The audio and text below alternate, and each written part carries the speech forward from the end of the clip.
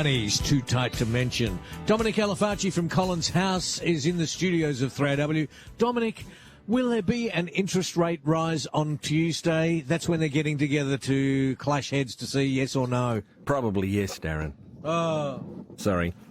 Probably yes. Most economists think that the Reserve Bank will increase interest rates again, and whether or not they need to after that is the $64,000 pick-a-box question for all you oldies who know what that means.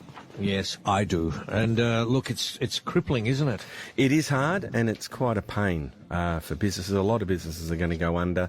Unfortunately, it's a very blunt instrument, raising interest rates. If you want to slow someone down on the freeway, don't go and slash their tyres. That's what an interest rate rise is. That's a good financial analogy. I like it. Hey, what happened overnight, Dominic? Overnight, we had some good news. The Dow Jones Industrial Average put on 222 points, or 0.6%, to end the session at 34,061, while the Nasdaq rose almost 1.4% to 13,478, and the S&P 500 was almost 1% higher. Across the Atlantic, London's FTSE lost 29 points, with the French, German and Italian bourses mixed. Gold put on $5.70 to $1,999.20 US an ounce, and West Texas Intermediate dropped 2.4% to $80.51 a barrel, which is great news. I like gold being up and petrol being lower. And the A dollar is up almost 1.2% against the greenback and is currently buying 65.13 US cents, with the ASX 200 SPY up 14 points, pointing to a positive start to the week on Monday, following yesterday's effort where our market saw the market surge over 1%.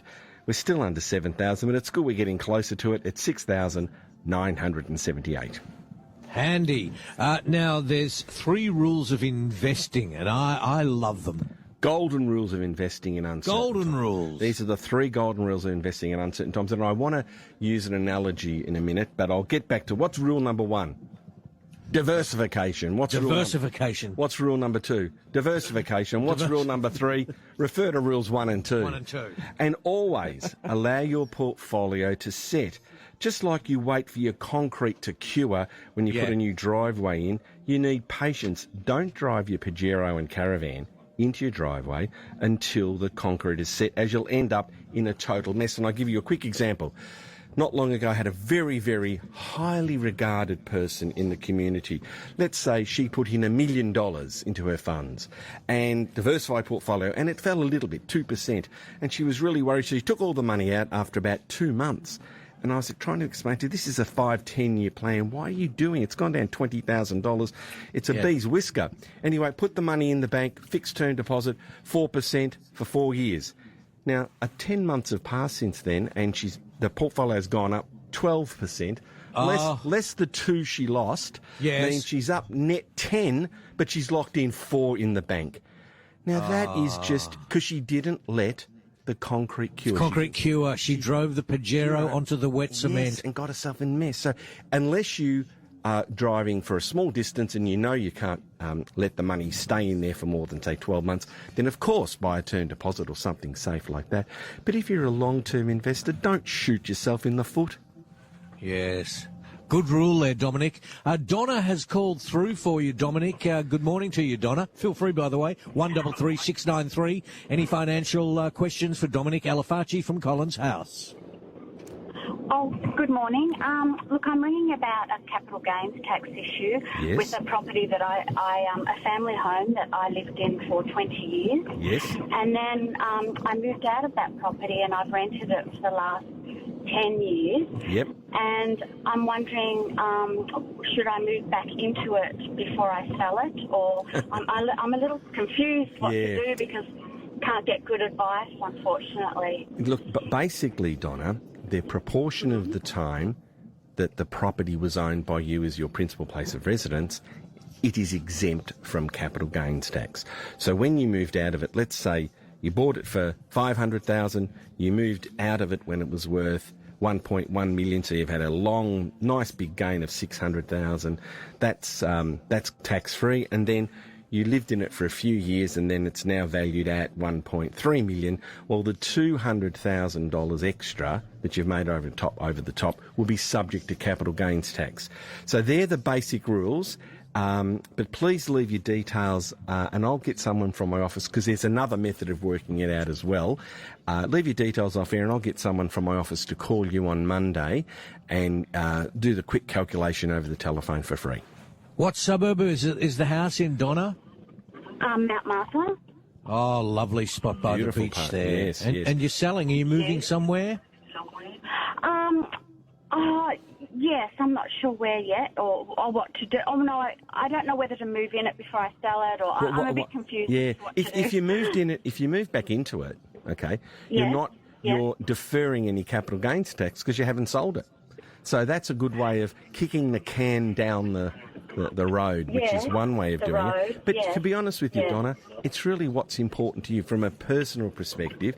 What are your preferences? Where do you want to live? I mean, when you do financial planning, as long as I have, the most important thing that you do is get the person's house settled. Where do they want to live? Where do they feel comfortable? Once you've got that organised, then everything else falls into place. So it is probably the most important thing, subject to finance. You can afford to live where you're living. It's probably the most important thing. So I would definitely get some advice, and maybe I'll ring you afterwards myself and we'll have a chat about that, because getting your personal lifestyle assets in order is probably the most important thing you can do in your financial plan. Hold the line and we'll pass you back to Brunwyn. Thanks, Donna, for the call. Is one of the rules for you to aim to try and own your own home? Is that the sort of the first base of getting financial success? Look, I'm old-fashioned and think everybody should buy a home as soon as possible. Definitely get yourself a home, whether it's a one-bedroom studio apartment or it's a Mount Martha, massive residence, whatever you can afford, because two things. You stop paying rent. Yes. And rent is after-tax dollars. So if you go out and earn $1,000 and you've got to pay $300 in rent, you don't take home that $1,000. You pay about $400 in tax. So the $300 that you have to pay in rent is 50% of your after-tax income. Yes. So it's horrible. So we would rather people own their own home, and it gives you a sense of security as well, and well-being, because you know that it's your home and, subject to you paying the bank back and being a good person. It's your decision as to whether you keep it or not someone else's. Because a renter has got no control over when a property owner wants to sell the property. Good advice. Dominic Alafacci from Collins House is here. Mark joins us, but Mark, can you be quick? Good morning. Yes, thanks, boys. My wife and I are going to retire, and we've got some issues with financial advice, as in trusting someone to give us advice. Well, look, Mark, that's a very fair point you should make. My golden rule of finding a financial advisor is only speak to somebody that is independent, and that's Section 923 of the Corporations Act.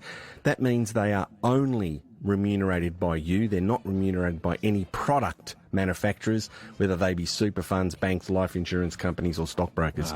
Leave your details off air. I'll have a chat to you, because we are one of the few, I think there's 15 in Melbourne, that are independent financial advisors. Only 15? I think so. Might be 16. Wow. Okay.